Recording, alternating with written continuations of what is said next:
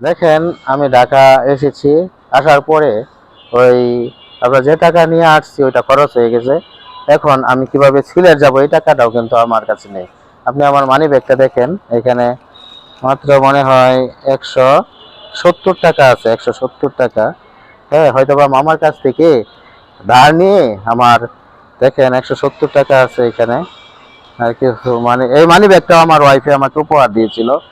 এবং আমি আমি আমার মামার কাছ থেকে ধার নিয়ে হয়তো বা সিলেট যেতে হবে। আমি মামাকে বলছি যে মামা, হ্যাঁ, যে আমাকে কিছু টাকা দিয়েন। মামা বলছে কেন? আমি বলছি যাওয়ার জন্য। বলছে আচ্ছা নিয়ে যাও। এই এটাই হচ্ছে আমাদের জীবন, বুঝছেন? আমাদের বন্ধু বান্ধব আত্মীয় স্বজনদেরকে আমরা বিভিন্নভাবে তাদের কাছে আমরা সহায়তার হাত পাততে হয়। এটা জানে এমপিওভুক্ত শিক্ষকদের বেলায় না হয়।